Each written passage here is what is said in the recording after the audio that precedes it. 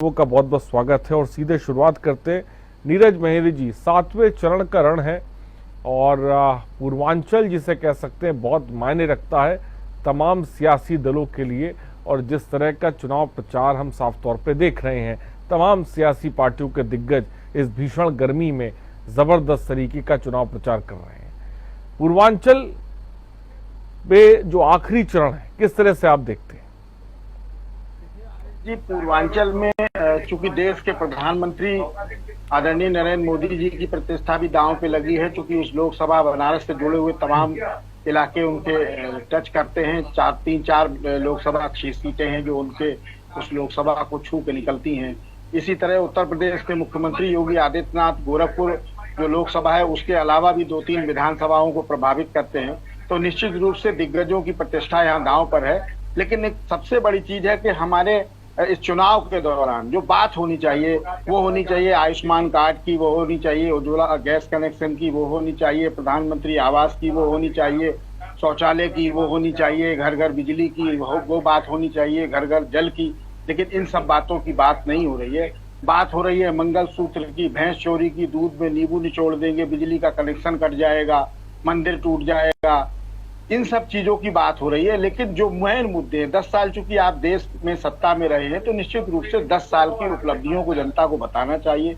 देश के प्रधानमंत्री बाहर गए, विदेशों में भी घूमे हैं, तो देश की जनता को इस समय चूंकि अवसर है, ये महापर्व है चुनाव का, जिसमें आप आसानी से बता सकते हैं देश की जनता को कि हम विदेश गए और विदेशों से ये चीज हम सीखी समझी और अपने देश पे लागू कर रहे हैं। ये योजनाएं बहुत अच्छी हैं। विकास, लेकिन ऐसा लग रहा है नीरज जी, ऐसा लग रहा है जैसे जैसे चरण बढ़ता है मुद्दे बदलते हैं। पूर्वांचल में जब अब चुनाव आया तो हम देख रहे हैं कि तमाम बड़े चेहरों के मुंह से खासकर बीजेपी माफिया राज खत्म करने का दावा कर रही है। मुख्यमंत्री योगी आदित्यनाथ कहते नजर आ रहे हैं।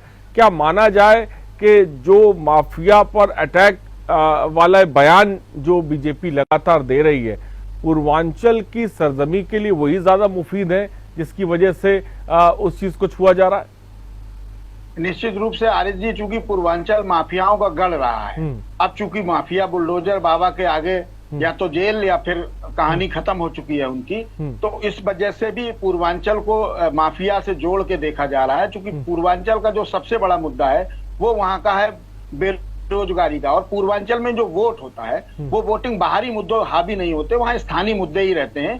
वहाँ जातिगत आधार पर चुनाव होता है। ये बहुत बड़ी वहाँ की एक विडंबना है कि वहाँ बाहर के मुद्दे और कोई भी नेशनल मुद्दा वहाँ हावी नहीं होता है। इसीलिए सारे लोग उस स्थानीय मुद्दों को ज्यादा तरजीह दे रहे हैं, चाहे वो कोई भी रहा हो। और राजनीतिक परिस्थितियां बराबर बदलती हैं। जैसे राजभर जी की अभी आपने बात की, तो राजभर जी निश्चित रूप से बड़े नेता हैं वहां के, उनका अपना असर है जिस तरह से उन्होंने भारतीय जनता पार्टी को बताया और लोगों को दिखाया। लेकिन उनके बारे में अभी जो लेटेस्ट एक जानकारी थी कि घोसी में उपचुनाव हुआ, जहां जो उनका गढ़ माना जाता था, जहां से उनका बेटा भी चुनाव लड़ रहा है। घोसी की विधानसभा का उपचुनाव ही वो हार गए। राजभर बोर्ड वहां किस हिसाब से गिरा और किस हिसाब से मिला, तो निश्चित रूप से बहुत सारे नेताओं की यहाँ प्रतिष्ठा दांव पे लगी हुई है। देश के प्रधानमंत्री और उत्तर प्रदेश के मुख्यमंत्री की भी लगी हुई है। जी, बड़ी बात साफ तौर पे